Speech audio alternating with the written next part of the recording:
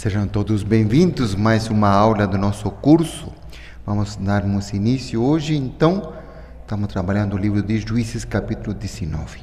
Em nome do Pai, Filho e Espírito Santo. Amém. Vinde, Espírito Santo, enchei os corações vossos fiéis e acendei neles o fogo do vosso amor. Enviai o vosso Espírito e tudo será criado e renovareis a face da terra. Oremos. Ó Deus que instruísse os corações dos vossos fiéis, com a luz do Espírito Santo, fazei que apreciemos retamente todas as coisas, segundo o mesmo Espírito, e gozemos sempre da sua consolação. Por Cristo, Senhor nosso. Amém. Então, hoje nós vamos trabalhar o livro de Juízes, capítulo 19. Nós vamos ver uma parte interessante que nos fala, portanto, do crime dos benjaminitas, um crime que, portanto, vai ter repercussões sobre todo o povo de Israel. Vamos começar, então, no capítulo 19 do livro de Juízes. Lembrando, voltemos um pouquinho para o livro de Josué, capítulo 19, versículo 40, que vai nos ajudar hoje a entender o que está acontecendo. Josué 19, 40.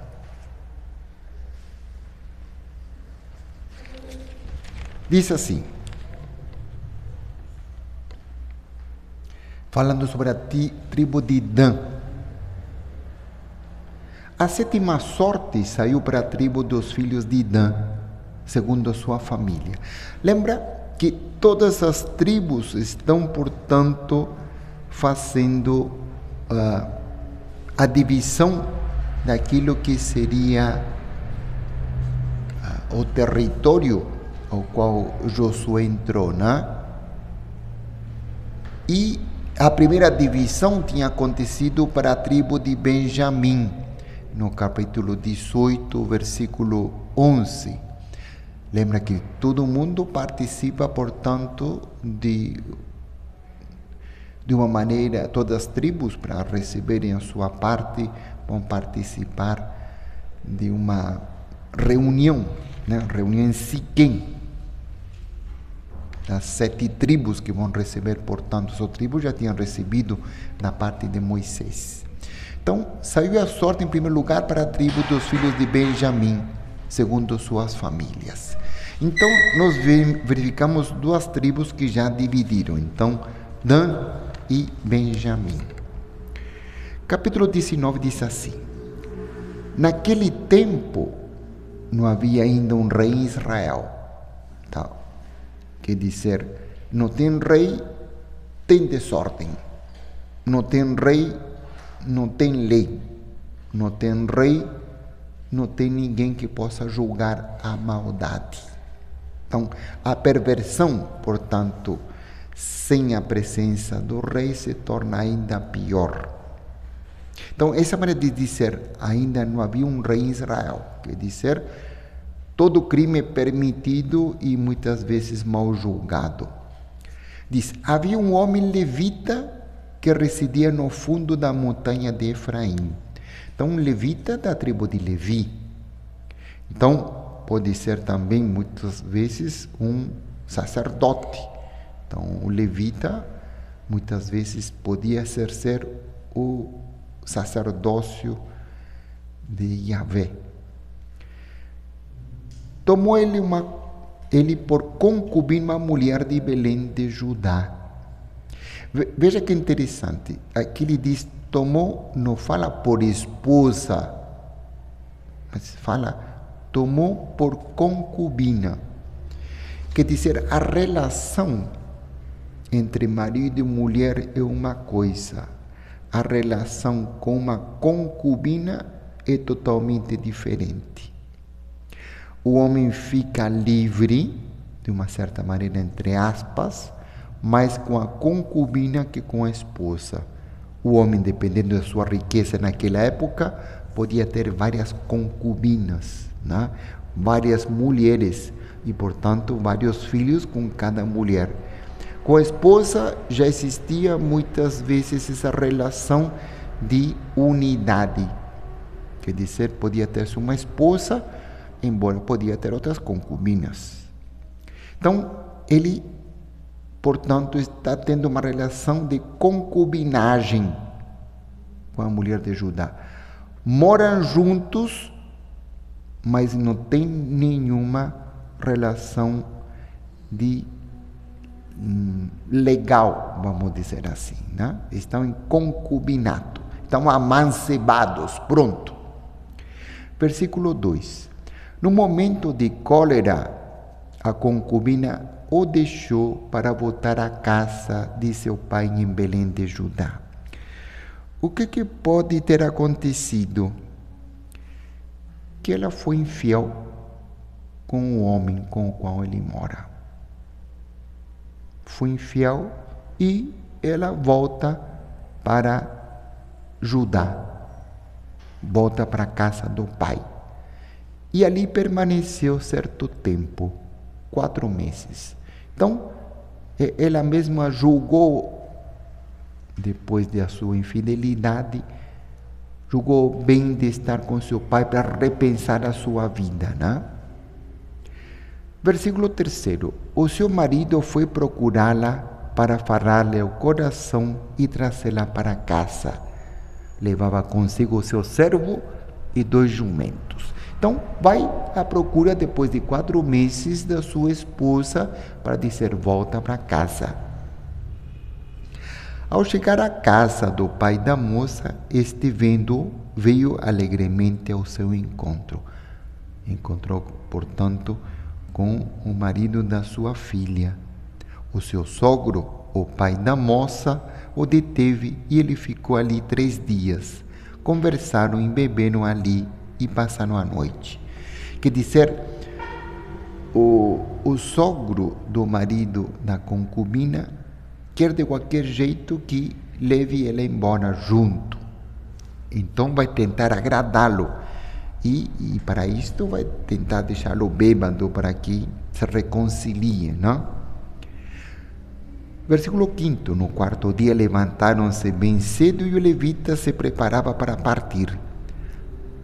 Não fala se sozinho, acompanhado, hein? Quando o pai da moça disse ao seu genro, restaura tuas forças comendo um pedaço de pão e em seguida partireis. Então veja que está fazendo tudo para que esse homem fique mais tempo, repense sua vida e volte com a esposa, né? A sua filha, portanto. Estando sentados à mesa, eles se olharam, comendo e bebendo juntos, e então o pai da moça disse ao homem, consente, rogo-te em ficar mais esta noite e que se alegre teu coração. De uma certa maneira, o pai da moça está contente com a presença do seu genro. Versículo 7. Como o homem se levantasse para partir, o sogro insistiu novamente e ele passou ainda aquela noite ali. Então, de qualquer maneira, está conseguindo com que ele fique, né?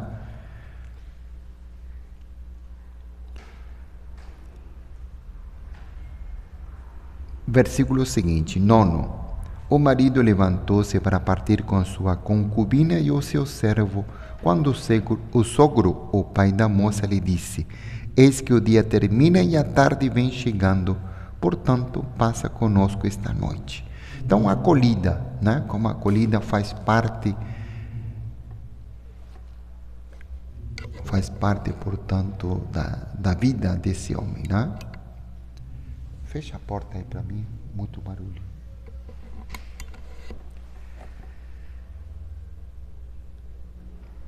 Versículo 10. Mas o homem, recusando passar outra noite, levantou-se, partiu e chegou até a vista de Jebus. Então, já viu a artimanha do seu sogro Então partiu às pressas, isto é Jerusalém, parte para Jerusalém. Levava consigo 2 jumentos carregados e também a sua concubina e o seu servo.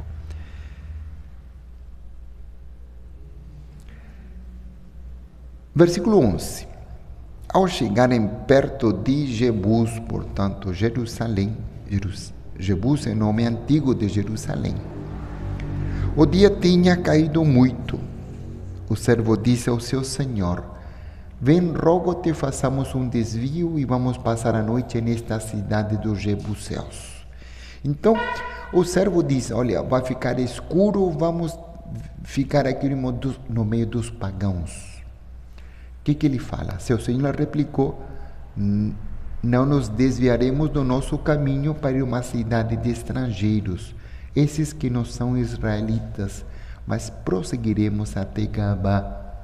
Então ele diz: não, vamos para o nosso destino, não vamos nos desviar do caminho.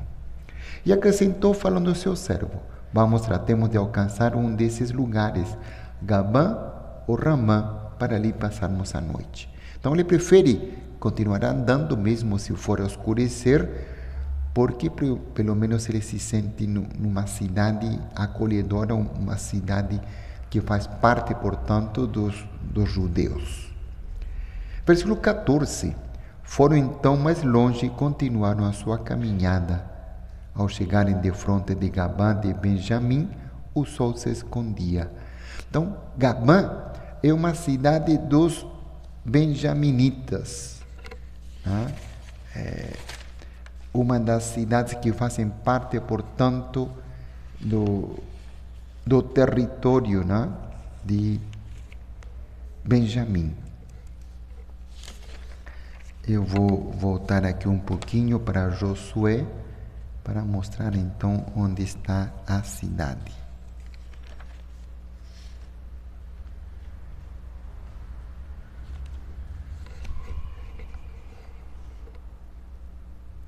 Aqui, quando se fala, portanto,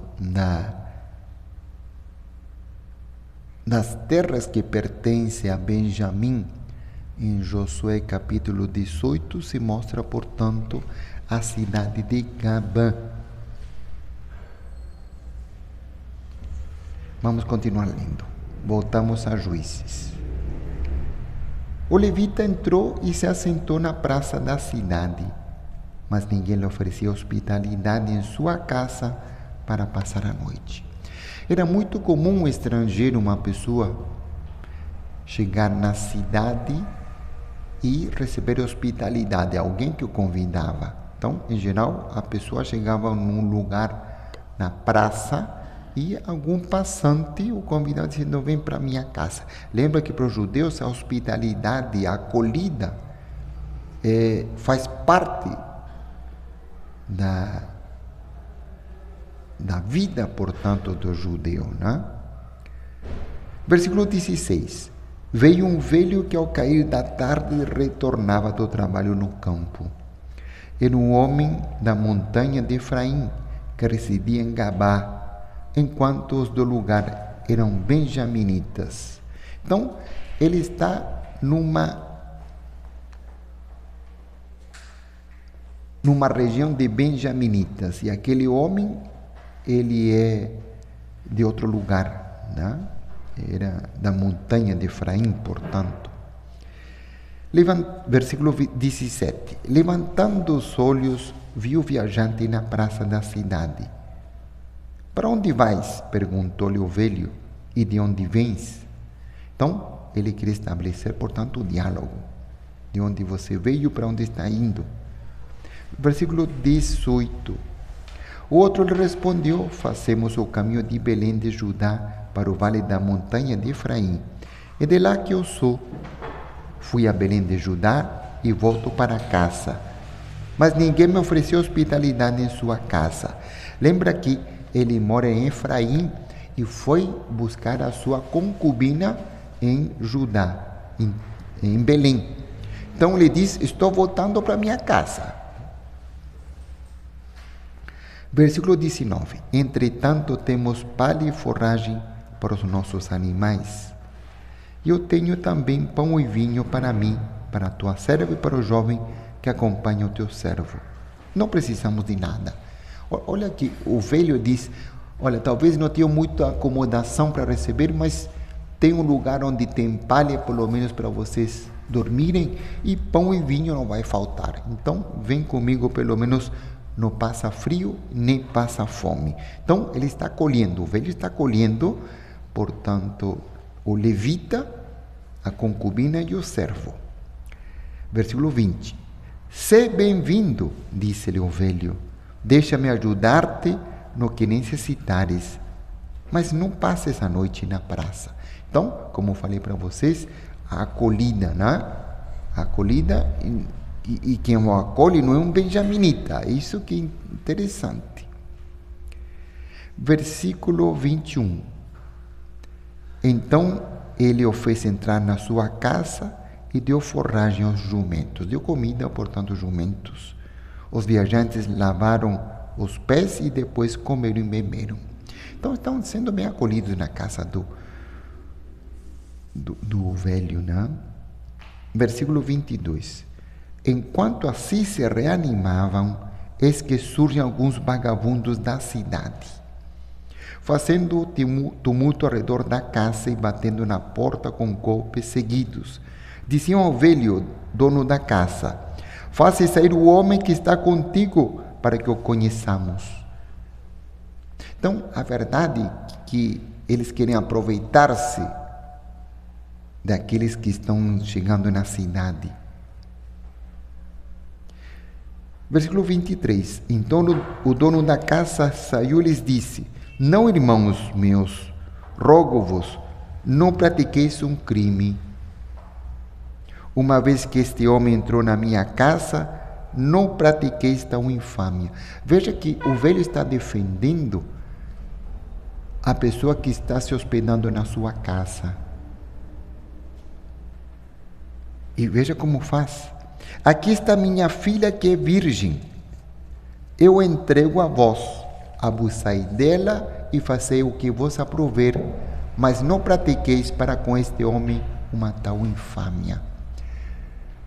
Quer dizer, eles querem se aproveitar do homem. E o velho oferece sua filha, porque quer proteger. Olha o dever de hospitalidade que ele tem em mente, né? Prefere dar a filha do que dar aquele homem que acaba de conhecer na praça, que está hospedado na sua casa. Então o homem tomou a sua concubina e a levou para fora. Quando o homem percebeu que ele queria defendê-lo, que o único jeito que tinha era oferecer para os vagabundos a sua pureza, era dar para eles a concubina. Aproveitem da concubina. Eles a conheceram e abusaram dela toda a noite até de manhã, ao raiar a aurora, deixaram-na. Abusaram, portanto, da mulher. Pela manhã a mulher veio cair à porta da casa do homem com quem estava o seu marido, e ali ficou até vir o dia. Eu acredito que essa mulher deve ter voltado, não apenas tendo sofrido estupro, mas acredito que também voltou ferida. Não se fala. Versículo 27. De manhã seu marido se levantou e, abrindo a porta da casa, saiu para continuar o seu caminho, quando viu que a mulher, sua concubina, jazia à entrada da casa, com as mãos na soleira da porta. Que dizer, a mulher deu a vida pelo marido, foi abusada e está esperando seu marido com vergonha na entrada da porta. Nem sequer quis bater, não? Tem vergonha porque perdeu tudo que ela tinha para dar para o marido, não? Versículo 28. Levanta-te, disse-lhe, e partamos. Não houve resposta. Então ele a colocou sobre o seu jumento e a pôs a caminho de casa. Veja que o acontecimento é duro. Teve um abuso de uma mulher. Mas não por isso a Sagrada Escritura deixa de mostrar essa verdade, que foi cometida, portanto, pelos habitantes de Gabá, que são benjaminitas.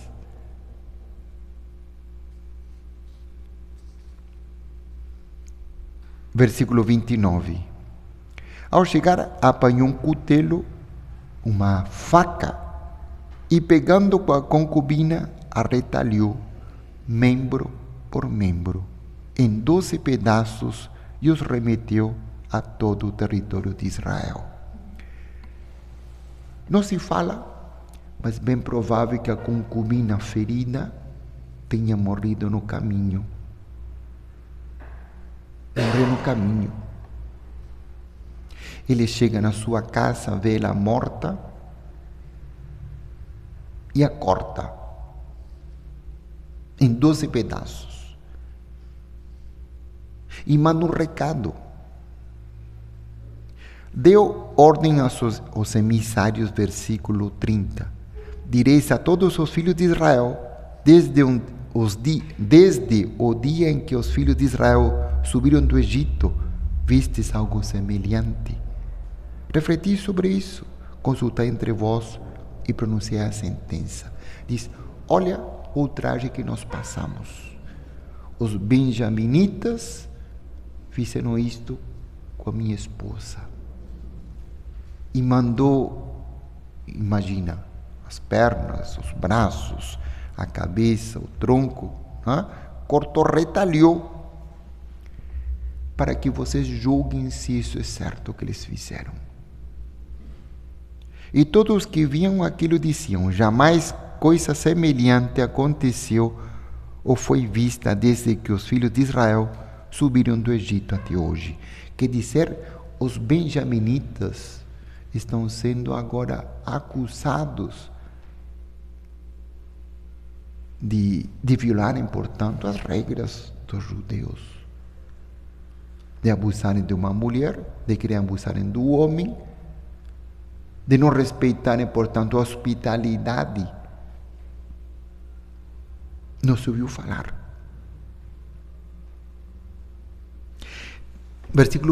Capítulo 20, Juízes. Todos os filhos de Israel saíram então, e como um só homem, toda a comunidade reuniu desde Dan até Bersabeia e a região de Galade, diante de Yahvé, em Masfá. Então, todo mundo está revoltado diante do acontecimento que o levita sofreu.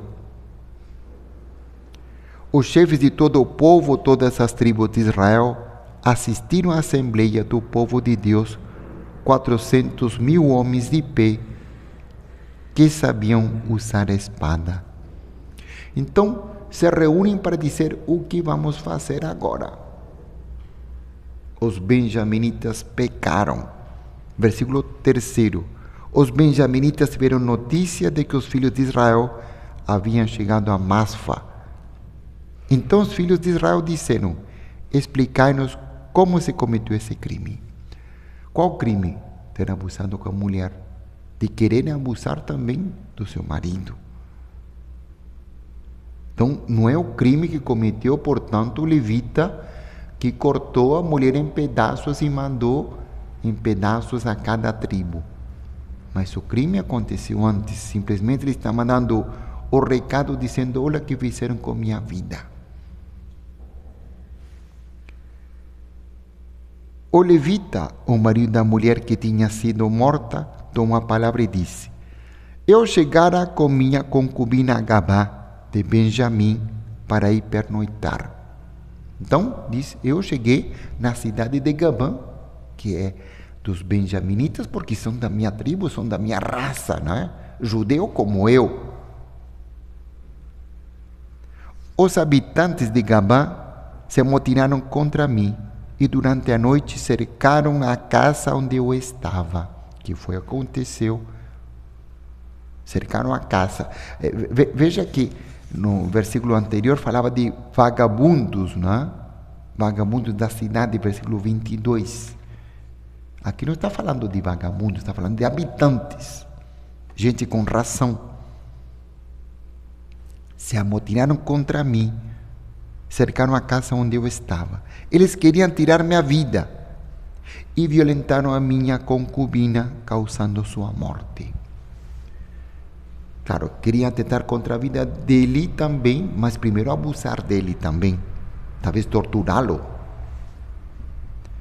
Então tomei a minha concubina e a retalhei em pedaços. Então veja, e violentaram a minha concubina, causando sua morte. Então a morte, quer dizer, quando ele pega a faca e retalha a concubina, ela já está morta. Então não foi ele que matou a concubina para mandar o recado. Foram, portanto, os benjaminitas que abusaram dela e a violentaram, mas também cometeram violência, causando sua morte. Versículo 6. Então tomei a minha concubina e a retalhei em pedaços e os mandei a toda a terra da herança de Israel. Por que retalhou? Para procurar vingança, para procurar apoio do resto das tribos, para dizer o que vamos fazer com os benjaminitas, porque cometeram tal ato ignominioso, uma infâmia em Israel.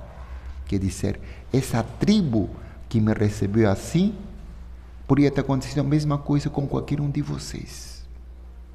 Eu estava de passagem. Eu estava acomodado na casa de alguém que me recebeu. Mas fui maltratado. Mataram a minha concubina. E se fosse com vocês, o que vocês fariam, né? Versículo 7. Todos vós estáis aqui, filhos de Israel. Consultai-vos uns aos outros, e aqui mesmo tomai uma decisão. Então ele diz, bom, o que vamos fazer? Deixamos passar? Ou vamos agir? Versículo 8. Todo o povo se levantou como se fosse um só homem e disse, nenhum de nós voltará à sua tenda, nenhum de nós retornará à sua casa. Vingança. Vamos vingar. Vamos partir já para acabar com esse povo. Versículo 9. Isto que faremos em Gabá, tiraremos a sorte e tomaremos de todas as tribos de Israel 10 homens em cada 100, 100 em cada 1000 e 1000 em 10, os quais providenciarão mantimento para o povo, para que chegando a Gabá de Benjamim, a tratem conforme a infâmia que ela cometeu em Israel. Então, vamos tirar a sorte daqueles que vão atacar, aqueles que vão fazer parte, portanto, dos guerreiros que vão atacar Gabá. Assim se reuniram contra aquela cidade todos os homens de Israel, unidos como um só homem. Então, todo mundo deliberou, votou que Gabá devia ser exterminada. Versículo 12. As tribos de Israel enviaram emissários a toda a tribo de Benjamim com a mensagem: que crime é esse que se cometeu entre vós? Dizendo, olha o que vocês fizeram. Versículo 13. Agora, pois, entregai-nos esses homens, esses bandidos que estão em Gabá, para que os executemos e extirpemos o mal do meio de Israel. Estão dizendo, então, já que teve culpado, manda para nossos culpados, que não podemos continuar desse jeito em Israel. Manda para os culpados que vão ser mortos. Mas os benjaminitas não quiseram ouvir os seus irmãos, os filhos de Israel. Ignoraram. Aliás, acobertaram, portanto, aqueles que cometeram o crime. Versículo 14. Os benjaminitas, deixando as suas cidades, se concentraram em Gabá para combater contra os filhos de Israel. Então, o que acontece? Você imagina, são várias cidades onde estão os benjaminitas.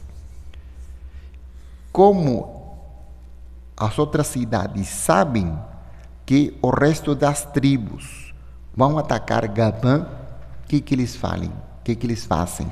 Mandam todos os homens das outras cidades para Gabã, para aumentar o número de guerreiros, portanto, eles vão combater. Versículo 15. Contaram-se naquele dia os benjaminitas vindo de diversas cidades. Eram 26.000 homens hábeis no manejo de espada, sem contar os habitantes de Gabã. Então, eram 26.000 homens que viram de outras cidades, mais os habitantes de Gabã. Então, tem um batalhão de gente que está esperando o ataque das outras tribos. Olha como está, portanto, se aproximando a guerra. Em todo esse exército havia 600 homens de escol, canhotos, todos eles com a pedra da sua funda. Eram capazes de acertar um fio de cabelo sem errar. Então, vocês podem imaginar que tem gente de todo tipo, né? Alguns que são arqueiros, portanto, que jogam com arcos, outros que dominam, ele fala aqui a funda. A funda, vocês lembram de Davi que vai matar Golias? Ele usa uma funda, né? Coloca uma pedra e começa a rodar até que o momento que solta e bate na cabeça do gigante, né? Então, isso daí também aproveitavam para matar de longe, portanto, como os arcos, né? Também matar. Versículo 17. Os homens de Israel foram também contados sem incluir Benjamim. Eram 400.000 que haviam brandido a espada, todos os homens de guerra. Então, dos dois lados tem um exército enorme. Versículo 18. Puseram-se em marcha para ir a Betel a fim de consultar a Deus. Então, em Betel existe o templo onde está Deus, né? E vão perguntar de que jeito? Consultando os levitas, portanto, que vão julgar, né? Como se fazia muitas vezes antes da guerra, né? Consultar, como fazia muitas vezes no Monte Olimpo, né? Antes de uma guerra, consultar os deuses, né? Se deviam fazer tal coisa ou não. Vão consultar a Deus, Yahvé. Quem de nós subirá primeiro para combate contra os benjaminitas? Indagaram os filhos de Israel. Então, a questão é, qual tribo vai atacar primeiro Gabã? E Yahvé respondeu, Judá subirá primeiro. Então, a tribo de Judá vai ser a primeira a atacar. Pela manhã, os filhos de Israel saíram e acamparam de frente a Gabã. Os de Israel avançaram para o combate contra Benjamim e se dispuseram em ordem de batalha. Então, estão rodeando a cidade, né? Mas os benjaminitas saíram de Gabã e naquele dia massacraram 22.000 homens de Israel. Então, eles estavam preparando as tendas ao redor e, de repente, enquanto preparam as tendas para atacar, são invadidos de surpresa. Morrem 22.000 filhos de Israel. O que significa 22.000 filhos de Israel? Significa 22.000 das 11 tribos restantes, que não são os benjaminitas, portanto. Versículo 23. Os filhos de Israel vieram chorar na presença de Yahvé até a tarde e depois consultaram Yahvé dizendo, devo ainda voltar a lutar contra os filhos de Benjamim, meu irmão? Olha que interessante. Devo lutar ainda contra Benjamim, meu irmão? Faz parte das 12 tribos de Israel. Uma coisa é você combater o estrangeiro, o inimigo. Outra é você combater teu irmão. O irmão que cometeu injustiça. Devemos atacar, já perdemos 20.000 da nossa parte. E Yahvé respondeu, marchai contra ele. Então veja que estão sempre consultando Yahvé. Então o exército do povo de Israel se encheu de coragem e outra vez se dispôs em ordem de batalha, da mesma forma como no primeiro dia. Então no primeiro dia morreram 20.000. No segundo dia, os filhos de Israel chegaram perto dos benjaminitas. Porém, nesse segundo dia, Benjamim saiu de Gabã ao seu encontro e massacrou ainda 18.000 homens dos filhos de Israel. Todos eles guerreiros hábeis no manejo de espada. Quer dizer, até agora já temos 40.000 vítimas de Israel. 22.000 no primeiro, 18.000 na segunda. Versículo 26. Então todos os filhos de Israel e todo o povo vieram de Betel, choraram, ficaram aí diante de Yahvé, jejuaram todo o dia até a tarde e ofereceram holocausto e sacrifícios de comunhão perante Yahvé. Então, querendo ou não, o Senhor os mandara para o massacre. Estão chorando seus mortos. E aí vem a dúvida: será que Deus está conosco? E depois os filhos de Israel consultaram a Yahvé. A arca da aliança de Deus estava naqueles dias naquela região. Então, se a arca da aliança está lá, então Deus está conosco. E Finéias, filho de Eleazar, filho de Arão, prestava serviço junto a ela. Eles disseram: devo sair ainda para combater contra os filhos de Benjamim, meu irmão, ou devo desistir? Eles estão com medo. E Yahvé respondeu: marchai, pois, porque amanhã o entregarei nas vossas mãos. Então, já foram 2 vezes e nas 2 vezes perderam. Na terceira, devemos ir. Deus fala: pode ir que eu garanto. Versículo 29. Então Israel arranjou as tropas em emboscadas em redor de Gabã. No terceiro dia, os filhos de Israel marcharam contra os benjaminitas e, como das outras vezes, se organizaram em ordem de batalha de fronte de Gabã. Vão atacar Gabã, a cidade. Os benjaminitas saíram ao encontro do povo e foram atraídos para longe da cidade. Começaram, como das outras vezes, a ferir alguns do povo pelo caminho que vão para Betel, outro para Gabã, pelo campo, uns 30 homens de Israel. Os benjaminitas pensavam: venceremos como na primeira vez. Venceram já 2 vezes. Vamos fugir para atraí-los para longe da cidade, nos caminhos. Então todos os homens de Israel abandonaram as suas posições e se organizaram. E a emboscada de Israel surgiu do lugar em que estava a oeste de Gabã. 10.000 homens de elite, escolhidos de todo Israel, vieram contra Gabã. Recrudesceu o combate, se tornou ainda mais violento. Mas os outros não sabiam a desgraça que os aguardava.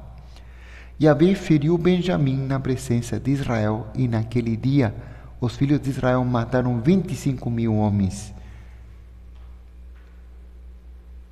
Todos hábeis no manejo da espada.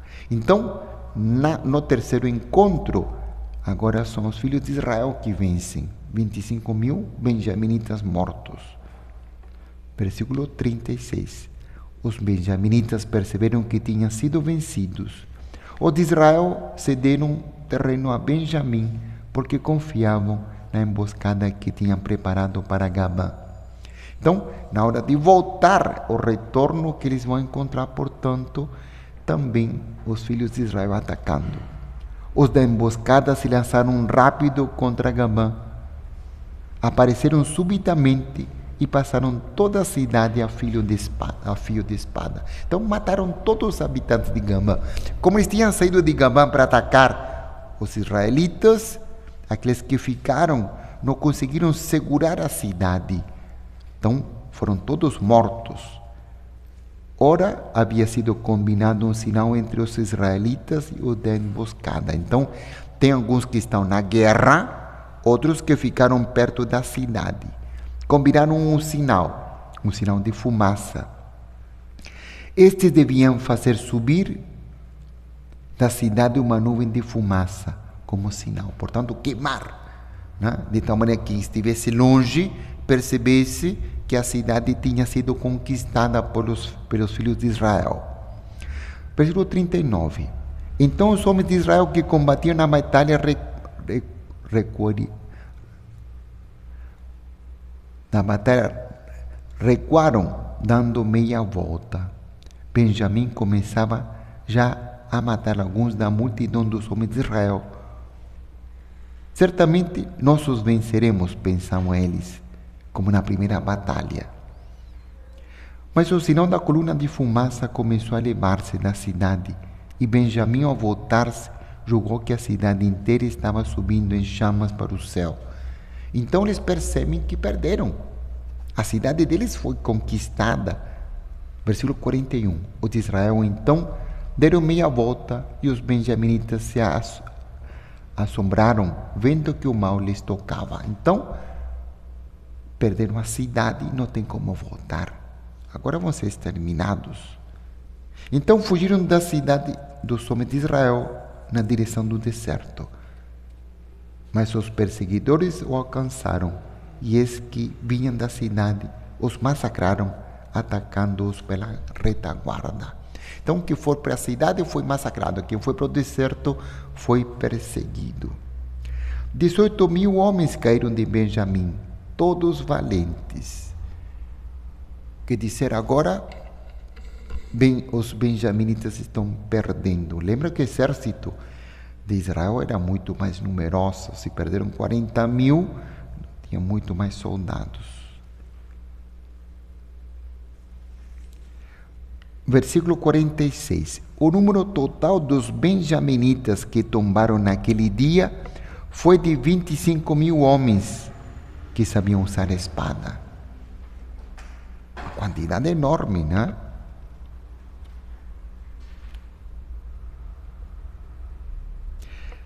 Os de Israel voltaram, versículo 48, aos benjaminitas e passaram fio de espada à população masculina da cidade.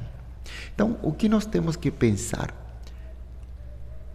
Tivemos, portanto, da parte das 11 tribos, uma retaliação contra os filhos de Benjamim, porque cometeram um crime, e quando pediram, dai-nos aqueles que cometeram o crime para que nós os julguemos, não quiseram. Então foram exterminados.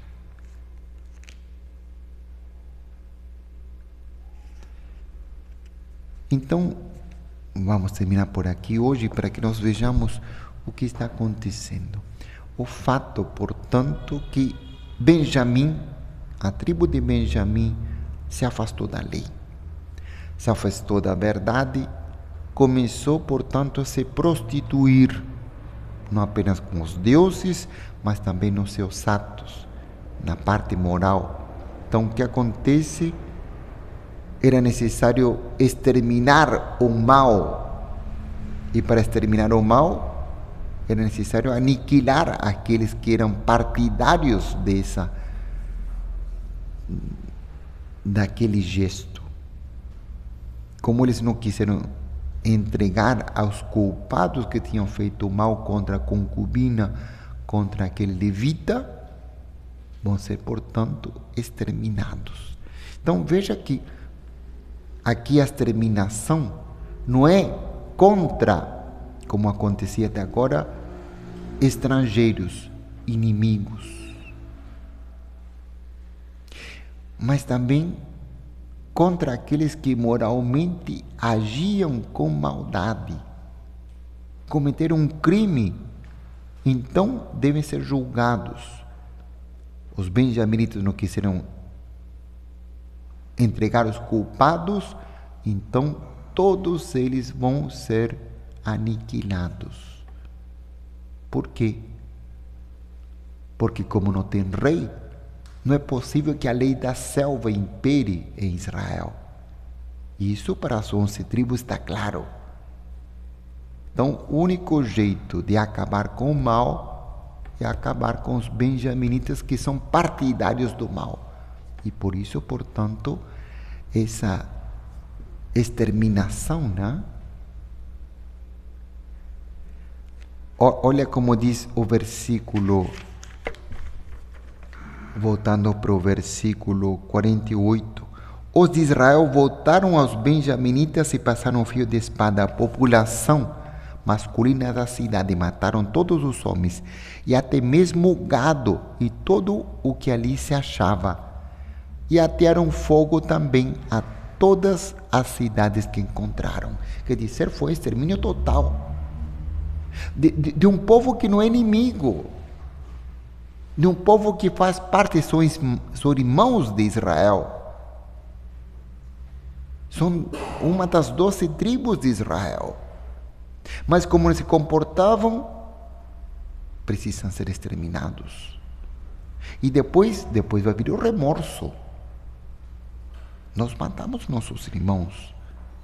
E depois vai vir, portanto, o fato de restaurar, não é? Porque foram exterminados quase todos os homens de Benjamim, restaurar, por exemplo, a tribo de Benjamim. E aí vai ter outros artifícios. Então, olha que interessante como o livro de Juízes nos mostra, portanto, que o julgamento não se faz apenas contra as tribos inimigas de Israel, mas também contra o próprio inimigo que faz parte de Israel, contra os próprios irmãos que estão cometendo injustiça e que não quiseram voltar atrás, não se arrependeram do seu pecado, então precisam ser exterminados. Eles pensavam, o único jeito, portanto, de acabar com o mal é tirando aquela massa podre que está no meio do cesto, que vai contaminar as outras. Então, o que nós vamos fazer? Arrancar esse mal pela raiz, exterminando aqueles que pensam fazer o mal. Então, veja como essa decisão para o povo de Israel de exterminar os seus irmãos foi uma decisão difícil, mas foi tomada simplesmente porque eles não quiseram voltar atrás, não quiseram entregar, portanto, os criminosos.